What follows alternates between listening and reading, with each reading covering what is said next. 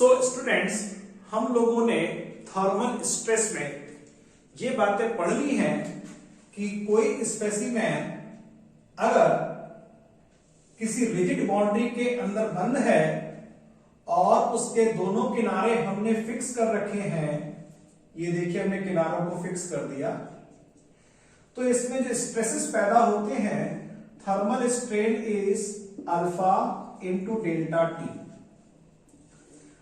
Thermal stress is equal to alpha into delta T into this Young's modulus, and thermal load is equal to alpha delta t into E into area of cross section। हमने ये मान के चले कि इसकी लंबाई L है और इसकी लंबाई में जो वृद्धि हो रही है कुछ डेल्टा L होने वाली थी, लेकिन इस डेल्टा L में वृद्धि हो नहीं पाई, इस कारण इसके दोनों किनारों पर स्ट्रेसेस डेवलप हो गए।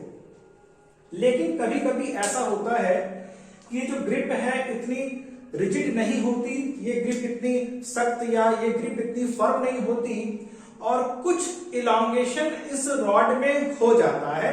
Rigid this supports are not so rigid, ये दोनों सिरे इतने दृढ़ नहीं हो पाते और कुछ ना कुछ छड़ को बढ़ने का मौका मिल जाता है। अगर ऐसा हो जाए और ये मान लेते हैं कि ये जो छड़ है इतने अमाउंट डेल्टा अमाउंट की छड़ यहां पर बढ़ गई, तो अब होगा क्या, डेल्टा अमाउंट की छड़ बढ़ गई, बढ़ना तो इतना सारा था लेकिन इतनी बढ़ पाई, तो ये जो अमाउंट है जो नहीं बढ़ पाया, ये अमाउंट क्या क्रिएट करेगा, this will create stress due to this part of strain. इसका मतलब ओरिजिनली जो स्ट्रेन डेल्टा L था, जिसको हमने यहां पर L1 माइनस L कहा था, जो कि बढ़ नहीं पाया, तो ओरिजिनली तो ये चीजें आ गई, लेकिन अगर इतना बढ़ गया तो स्ट्रेन में एक मॉडिफिकेशन आ जाएगा, and this modification will be like this. In case of, तो हम कहेंगे यदि दोनों सिरे बहुत दृढ़ नहीं है तब डेल्टा अमाउंट की रॉड में वृद्धि हो जाती है। तो ये सारी वैल्यूज यहां पर चेंज हो जाएंगी। Then E shall become L alpha delta T minus delta and upon L। अब ये फार्मूला आप ध्यान से देखिए, ये यहां पे हुआ क्या, यदि हम इसको थोड़ी देर के लिए माने कि दोनों किनारे फिक्स हैं, किसी प्रकार की लंबाई में वृद्धि होने नहीं दी जा रही है, तो इसका मान शून्य हो जाएगा। L alpha delta T upon L, L से L कट जाएगा, E is equal to alpha delta T is equal to alpha delta T. पुरानी वाला फार्मूला हमको मिल गया। लेकिन अगर ये किनारे इतने फिक्स नहीं हैं, इतने मजबूत नहीं है और थोड़ा सा आगे बढ़ गए, डेल्टा अमाउंट का आगे बढ़ गए, तो इस वैल्यू में जो लंबाई में वृद्धि है इतनी कमी आ जाएगी। तो जो स्ट्रेन पैदा होगा, जो स्ट्रेस पैदा होगा, वो इस अमाउंट के कारण पैदा हुआ, क्योंकि ये आपने बढ़ने नहीं दिया। पहले तो पूरा ही बढ़ने नहीं दिया, तो इतना हो गया, लेकिन थोड़ा सा बढ़ गया तो इतना हिस्सा नहीं बढ़ पाया जितना ब्लू कलर का है, इसके कारण स्ट्रेस और स्ट्रेन पैदा होंगे। तो इसको अगर हम ये कहते हैं कि मॉडिफाइड स्ट्रेन अगर ये है, तो ठीक हम कह सकते हैं, ऐसा कह सकते हैं, इट इज मॉडिफाइड स्ट्रेन। ये एक संशोधित विकृति है जबकि रॉड में इतने अमाउंट की वृद्धि हो गई क्योंकि किनारे हमारे इतने मजबूत नहीं थे। So L alpha delta T minus delta upon L, और चूंकि ये वैल्यू यहां पर आ गई है तो अब मॉडिफाइड जो स्ट्रेस होगा, ये वैल्यू चूंकि ई के बराबर होती है, ये पूरी वैल्यू यहां पर आ जाएगी L alpha delta T minus delta upon L, ये स्ट्रेन हो गया एन इंटू ई। तो ये देखिए आपका मॉडिफाइड स्ट्रेस आ गया, और जब मॉडिफाइड स्ट्रेस आ गया तो इसमें हम लोग एरिया से मल्टीप्लाई कर देंगे तो we will get the modified load. तो ये हम समझ गए कि अगर दोनों किनारे फिक्स है तो ऐसे चलेगा, दोनों किनारे थोड़े से बढ़ गया, थोड़ा सा अमाउंट बढ़ गया, उतना तो नहीं बढ़ पाया लेकिन थोड़ा सा बढ़ गया, वो थोड़ा अमाउंट हम यहां रख देंगे तो स्ट्रेन मॉडिफाई हो जाएगा, अकॉर्डिंग टू स्ट्रेस मॉडिफाई हो जाएगा, और जो तापीय बल उत्पन्न हो गए हैं, थर्मल फोर्स जनरेट हुआ है, वो भी यहां पर मॉडिफाई हो जाएगा। गुड मॉर्निंग स्टूडेंट्स, मैं आपका teacher P S Kushwaha, lecturer mechanical engineering department, Hewett polytechnic Lucknow, आज एक बार फिर से आप सभी का स्वागत करता हूं। हम लोग स्ट्रेस एंड स्ट्रेन चैप्टर पढ़ रहे हैं। इसके आप लोग 6 लेक्चर पढ़ चुके हैं। इन 6 लेक्चर में हम लोगों ने स्ट्रेस एंड स्ट्रेन से basic concept, stress and strain diagram, composite system, stresses on taper shaft, stress on step shaft वगैरह वगैरह बातें हम लोगों ने पढ़ी। पिछले लेक्चर में हम लोगों ने टेम्परेचर स्ट्रेस शुरू किया था, और हम लोगों ने यह जाना कि जो टेम्परेचर स्ट्रेस होता है वो किस तरीके से स्ट्रेन डेवलप करता है, स्ट्रेस पैदा होते हैं, और उसके कारण अगर दोनों किनारे फिक्स हैं, बाउंड्रीज दोनों रिजिड हैं, और इस बाउंड्री में हमने इस रॉड को फिक्स किया और इसको बढ़ने का मौका नहीं दिया, तो दोनों किनारे फोर्स लगाएंगे और इसके अंदर स्ट्रेस पैदा हो जाएगा। तो उसमें मैंने आपको कल बताया था कि इस स्ट्रेस वाले केस में एक लेक्चर में बात पूरी नहीं होगी, हमें कम से कम 2 लेक्चर में जाना पड़ेगा। सो आज हम शुरू करेंगे lecture number 7। So stress and strain chapter lecture number 7, और आज हम लोग टॉपिक पढ़ने वाले हैं थर्मल स्ट्रेस इन कंपोजिट और कंपाउंड बार। सो आज का टॉपिक है thermal stress in compound bar, thermal stresses in compound bar. इस कंपाउंड बार को हम लोग कंपोजिट भी कहते हैं, we call it composite bar also. So thermal stresses in compound bar. ये कंपाउंड बार क्या है, एक प्रश्न उठता है, क्योंकि कल तो हम लोगों ने बार्स के बारे में पढ़ा है, एक बार पढ़ ली थी। So what does mean composite bar या कंपाउंड बार? कंपाउंड बार का मतलब a bar having more than 2 metals। एक ऐसी बार, एक ऐसी शाफ्ट जिसमें 2 से अधिक धातुओं का मिश्रण हो, 2 धातुओं, अलग अलग धातुओं को चिपकाकर हमने कंपोजिट बार बनाई गई है। जैसे आप देख सकते हैं मेरे हाथ में 2 कलर के पेन हैं, ब्लैक और रेड, और अगर इन दोनों को मैं वेल्डिंग से जोड़ दूं, ये किनारे भी जोड़ दूं, ये वाले किनारे फिक्स कर दूं, ये वाले किनारे फिक्स कर दूं, तो this type of bar will be known as a compound bar या कंपोजिट बार। देखिए 3 कर देते हैं, और तीनों के मिलाकर एक हमने ग्रिप बना दी, वेल्डिंग से सबको जोड़ दिया पूरी लंबाई में, किनारे भी फिक्स कर दिए, ये वाला किनारा फिक्स कर दिया। So this will be a compound bar, और आप देख सकते हैं कि इसमें 3 कलर हैं, यानी 3 कलर 3 अलग अलग प्रकार के मेटल्स को डिफाइन कर रहे हैं।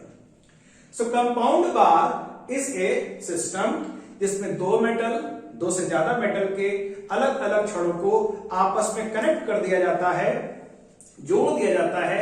इनके क्रॉस सेक्शन डायमीटर्स अलग अलग हो सकते हैं, परंतु इनकी लंबाइयां सामान्यतः समान होती हैं। समान लंबाई में यहां फिक्स, और इस तरह के सिस्टम को हम कंपोजिट बार कहते हैं।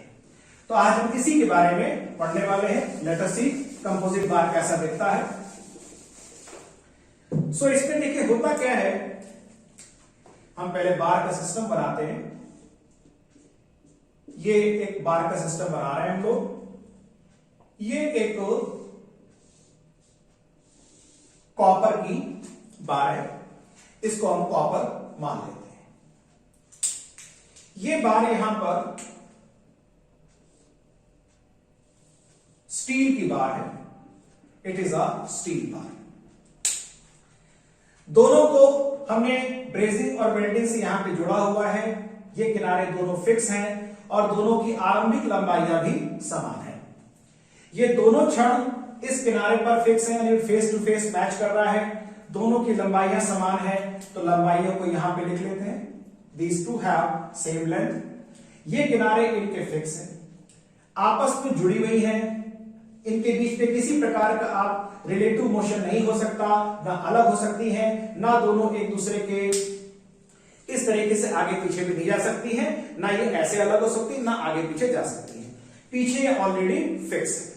अब क्या होना है, सपोज करिए रूम टेम्परेचर पर है, तो रूम टेम्परेचर पर नॉर्मली इन दोनों की लेंथ L है।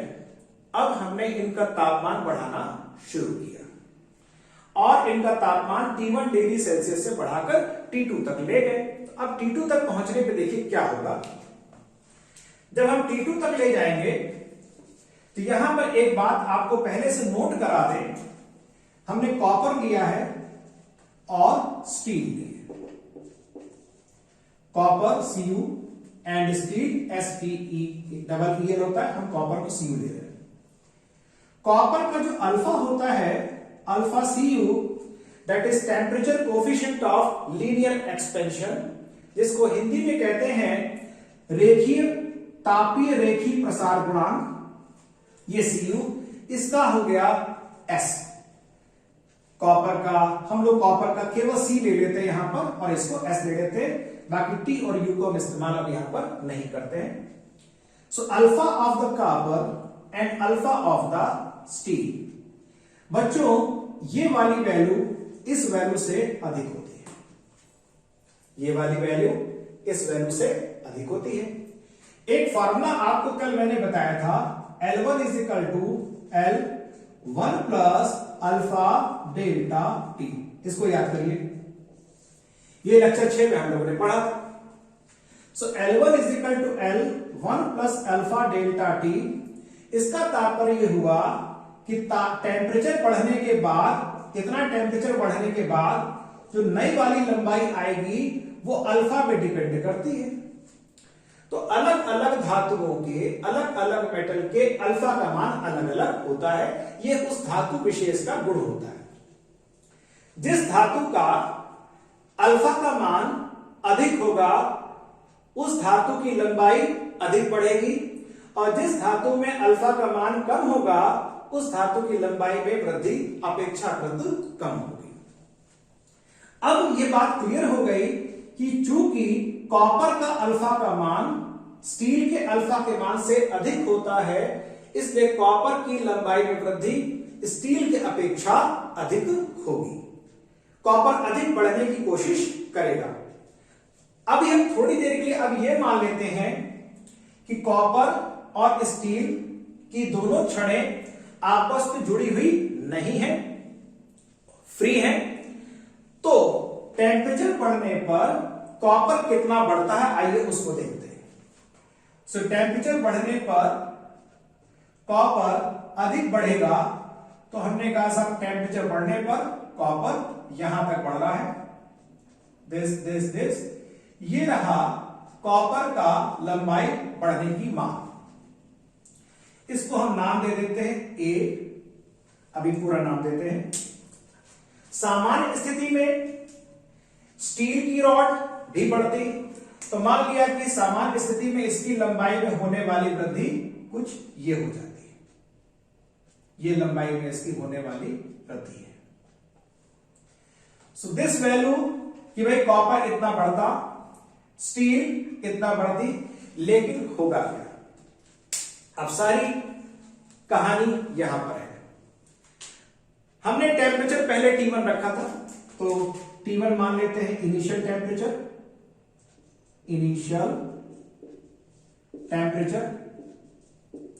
T2 final temperature, and T2 is greater than T1. So T1 initial temperature, T2 final temperature, और हमने टेम्परेचर इस कॉम्बिनेशन का, इस कंपाउंड सिस्टम का हमने 200 डिग्री, 250 डिग्री, 150 डिग्री टेम्परेचर इसका बढ़ा दिया। कॉपर की छड़ यहां तक पहुंचना चाहती है, सामान्य स्थिति में पहुंच जाएगी। स्टील की छड़ चूंकि इसके अल्फा का मान कम होता है, ये यहां तक पहुंचेगी। लेकिन होगा क्या? कॉपर अधिक बढ़ने की कोशिश करेगा, स्टील कम बढ़ने की कोशिश करेगा। चूंकि दोनों छड़ यहां पर आपस में जुड़ी हुई हैं, कनेक्टेड है, इसलिए कॉपर की छड़ स्टील के छड़ को अपनी ओर खींचेगा। कॉपर की छड़ स्टील की छड़ को अपनी ओर खींचेगी। That means the steel rod will experience a pulling force due to the copper. लेकिन बदले में स्टील महाराज क्या करेंगे? स्टील महाराज तो उतना बढ़ना चाहते नहीं है, तो वो कॉपर से कहेंगे, अरे भाई इतना क्यों आगे जा रहे हो, पीछे आओ, पीछे आओ।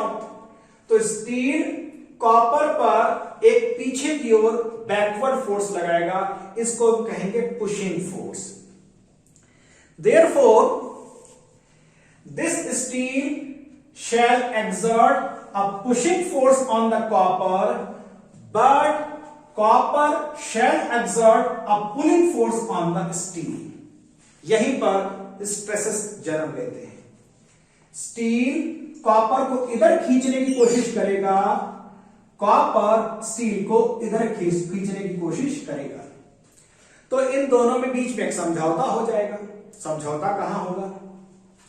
समझौता यह होगा, भाई ऐसा करते हैं, तुम थोड़ा सा आगे बढ़ो, हम थोड़ा सा पीछे आ जाए। समझौता ऐसे ही होता है। तो स्टील थोड़ा आगे बढ़ेगा, कॉपर थोड़ा पीछे हो जाएगा, तो एक्चुअल पोजीशन कुछ ये आएगी, मामला कुछ बीच में आ जाएगा। ये मामला कुछ बीच में आ जाएगा। तो कॉपर इतना ना बढ़ के थोड़ा पीछे आ जाएगी, और स्टील यही नहीं रुक पाएगा, बल्कि कॉपर इसको यहां तक खींच जाएगा। ध्यान देने वाली बात यह है कि कॉपर और स्टील के यह सिरा हमेशा एक साथ ही रहेगा। देयरफॉर अब थोड़ा सा नाम दे दें, ए बी सी, ये तो ए ही रहा, ये बी रहा, इसको हम लोग डी मान लेते हैं। अब स्ट्रेस कहां पे जन्म लिए? कॉपर अगर ए से लेकर सी तक चला जाता तो कॉपर पे स्ट्रेस नहीं पैदा होता। स्टील अगर ए से लेकर डी तक चला जाता तो स्टील पे भी कोई स्ट्रेस पैदा नहीं होता। स्ट्रेस पैदा हुआ, कॉपर ए से लेकर सी तक नहीं जा पाया, बल्कि इसको खींच कर पुल करके बी तक ले आए गए। इस पर कौन सा फोर्स लगा? पुशिंग का फोर्स लगा। जबकि स्टील को जो यहां तक ही रहना चाहता था, इसको खींचकर बी तक ले आए, तो डी वाला पॉइंट कहां तक आ गया? बी तक। इस पर कौन सा फोर्स लग रहा है? पुलिंग का फोर्स लग रहा है। बात समझ में आ गई? So now you can say steel rod is subjected to tensile force, whereas the copper rod is subjected to compressive force. तो कॉपर पर संपीड़न उत्पन्न होता है और स्टील पर तनाव उत्पन्न होता है, जिसके कारण कॉपर पर संपीड़न के प्रतिबल आते हैं, कंप्रेसिव स्ट्रेस डेवलप होते हैं, परंतु स्टील पर टेंसाइल स्ट्रेसेस डेवलप होते हैं। अब आइए हम लोग आगे चलते हैं और इसको ये देखते हैं कि यहां पे कैसे स्ट्रेसेस डेवलप होंगे। सो लेट अस सी, कॉपर की लंबाई में कितनी वृद्धि हो पाई जिसके कारण इस पे स्ट्रेस पैदा हुआ। So this amount the increase in the copper is delta LC, तो कॉपर की लंबाई में जो नॉर्मली वृद्धि होती है डेल्टा एलसी अगर हम बोल दें कॉपर के लिए, सो दिस इज एल, ये दोनों में सेम है, alpha of C and delta T, delta T as usual T2 minus T1 हो जाएगा। सामान्य स्थिति में ये कब है,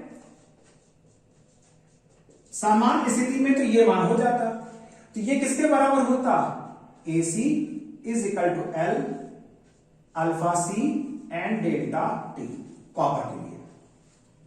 यही काम अगर हम स्टील के लिए करते, सो दिस इज फॉर कॉपर, और यही काम अगर हम स्टील के लिए करते समान स्थिति में फॉर स्टील, तो स्टील की लंबाई में होने वाली वृद्धि L alpha S into delta T, और लंबाई में कितनी वृद्धि होती, A से लेकर D तक, कॉपर की लंबाई में सामान्य वृद्धि AC, सो A से लेकर D तक, तो ये आ जाएगा A D L alpha S and delta T।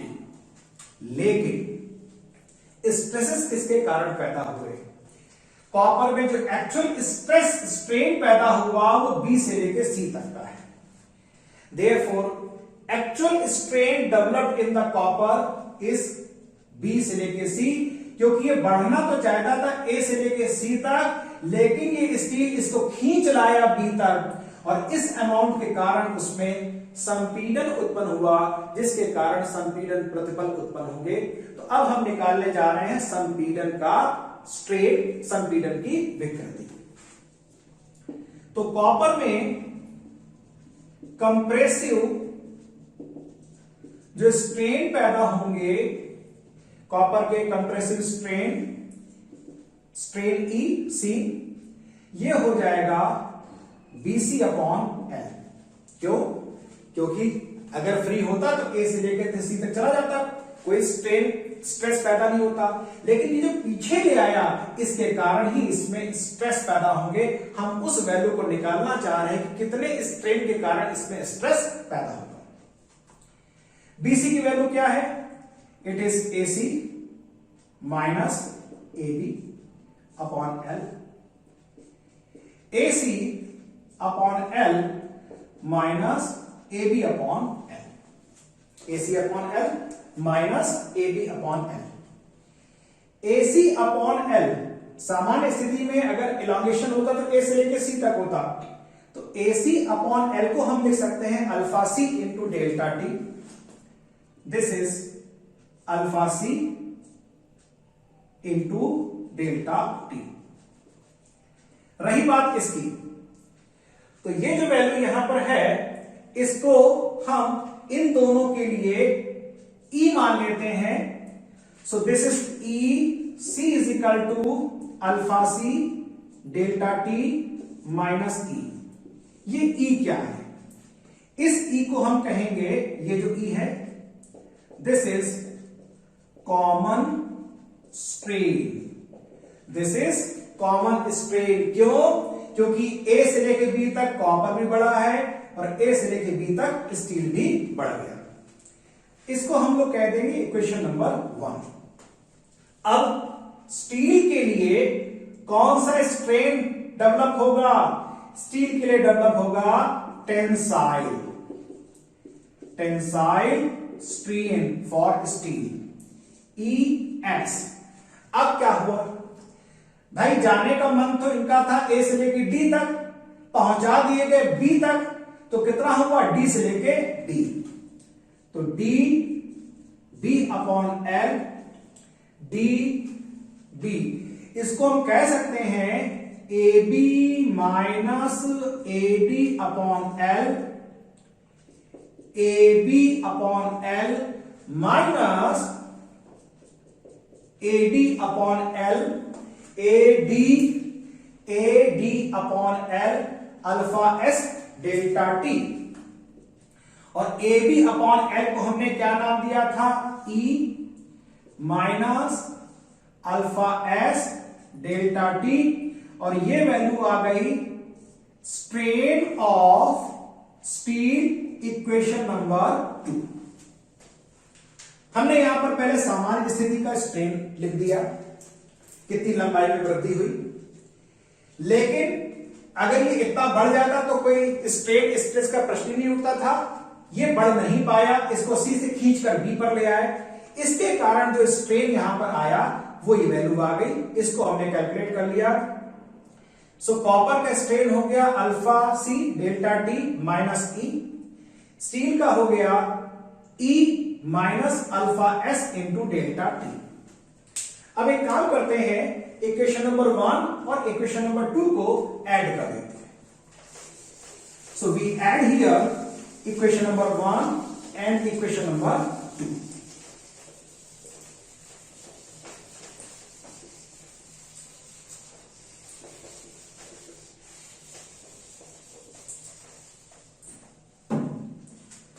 So adding equation number 1 and equation 2, EC plus ES is equal to alpha C, alpha S and delta T।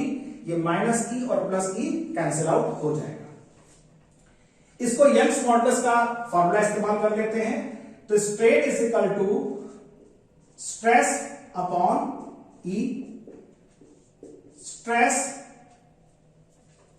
of steel upon E of steel is equal to alpha C, alpha S and delta T। So this is one formula, T थोड़ा ऊपर हो गया, ठीक कर लेते हैं। This is one formula, you have copper में उत्पन्न स्ट्रेस, कॉपर का यंग प्रत्यास्थता गुणांक, स्टील में उत्पन्न स्ट्रेस, स्टील का यंग प्रत्यास्थता गुणांक, कॉपर का रेखीय प्रसार गुणांक, स्टील का रेखीय प्रसार गुणांक, तापमान में होने वाली वृद्धि। यह फार्मूला हमारे पास आ गया। So compound system of bar which is subjected to thermal stress, we have this relationship. ये रिलेशनशिप हमारे पास आ गई। अब एक खास बात, इस रिलेशनशिप के बाद हमें इस बात को देखना है कि स्ट्रेसेस कॉपर में ए से लेकर सी तक होना था, लेकिन सी के बजाय हम उसको स्टील खींच के बी पे ले आया। स्टील में ए से लेकर डी तक होना था, कॉपर इसको खींच के डी से लेकर बी तक ले आया। Copper is subjected to compressive load, steel is subjected to tensile load. Copper पर संपीड़न के बल कार्य कर रहे हैं, स्टील पर तनाव के बल कार्य कर रहे हैं। लेकिन बच्चों, दोनों ही केस में बल के मान समान होंगे। मैं बल बोल रहा हूं, स्ट्रेस नहीं बोल रहा हूं, क्योंकि स्ट्रेस पे तो एरिया आ जाएगा। दोनों ही केस में बलों के मान समान होंगे। तो अब जो प्रतिबंध आएगा इसके बाद, इस केस में कॉपर पर लगने वाला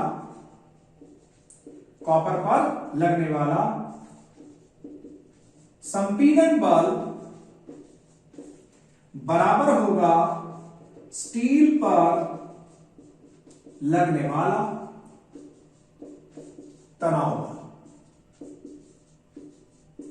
मेरी राइटिंग बहुत अच्छी है। सो कॉपर पर लगने वाला संपीड़न बल बराबर होगा स्टील पर लगने वाला तनाव बल। सो बल कैसे निकलेगा? तो अगर स्ट्रेस का मान F है, तो स्ट्रेस को अगर क्षेत्रफल से गुणा कर दे तो बल आ जाएगा। तो मान लेते हैं कि ये कॉपर का एरिया है AC, और ये रहा स्टील का एरिया AS। सो कॉपर पे लगने वाला बल FC into AC, FC into AC is equal to FS into AS। आपको दूसरा प्रतिबंध मिल गया। कॉपर पे लगने वाला इसका नेचर क्या है? ये है संपीड़न बल बराबर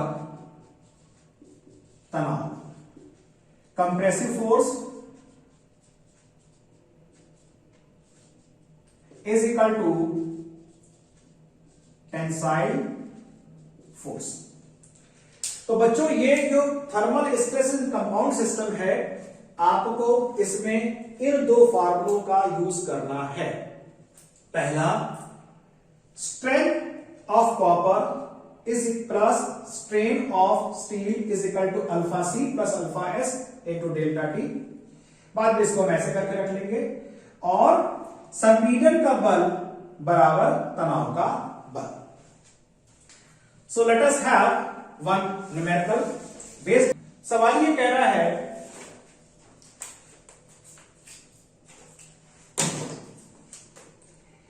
a steel bar of 4 millimeter diameter is kept inside a hollow brass tube। तो ये सवाल है, ये एक स्टील बार है, सॉलिड है, और ये रखा हुआ है एक ब्रास के भीतर। ये स्टील है, भीतर वाला स्टील, और ये ब्रास।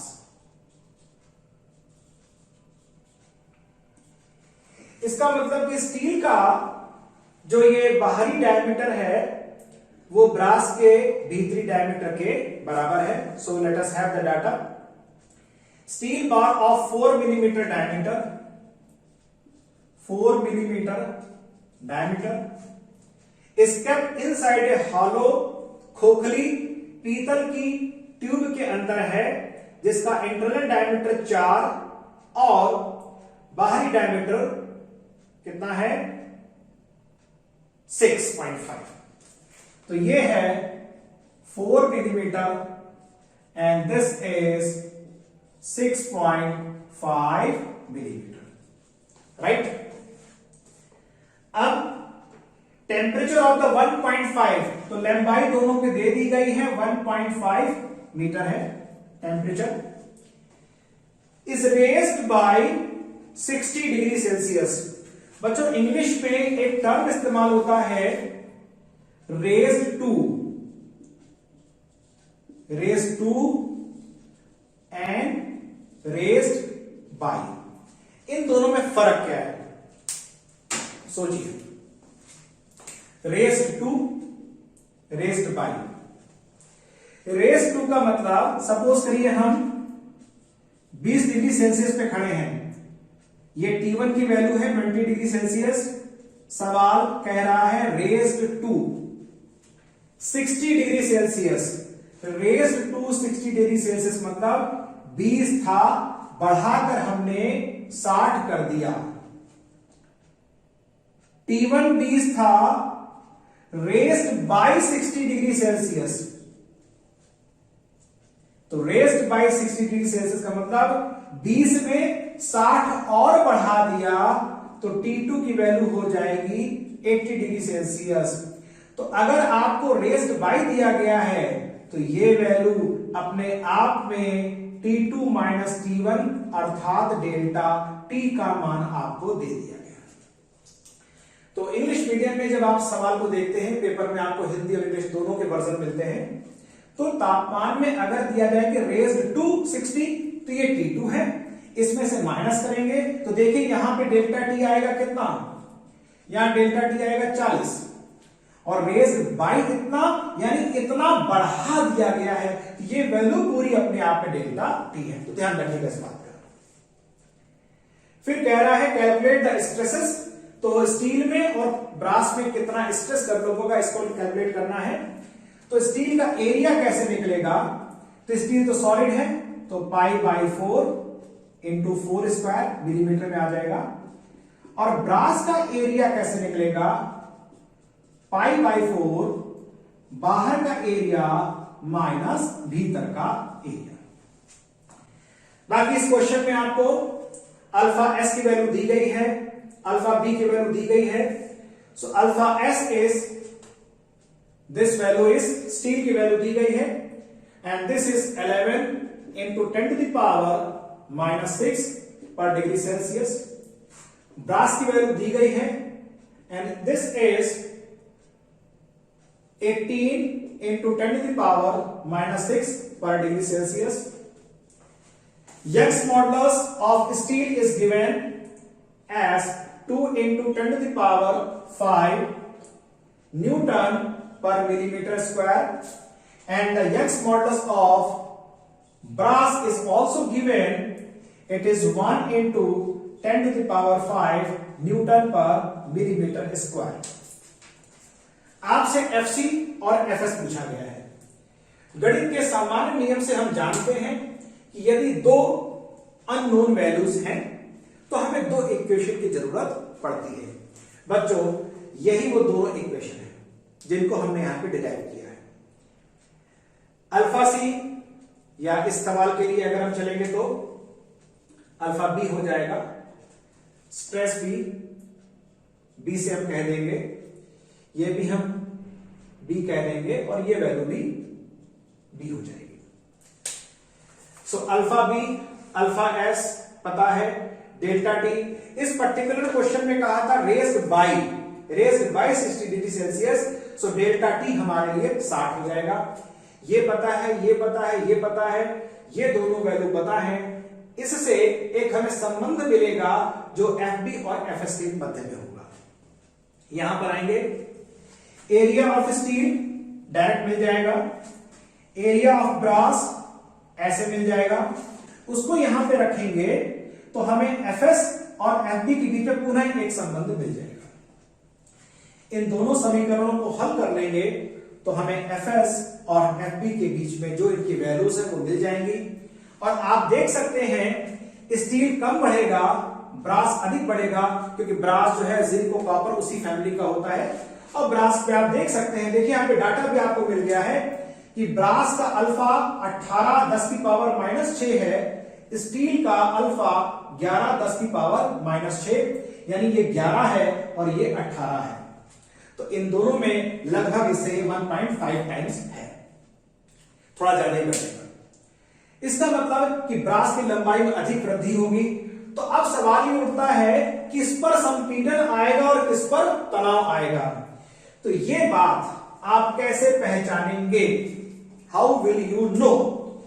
आप पहचानेंगे अल्फा की वैल्यू से।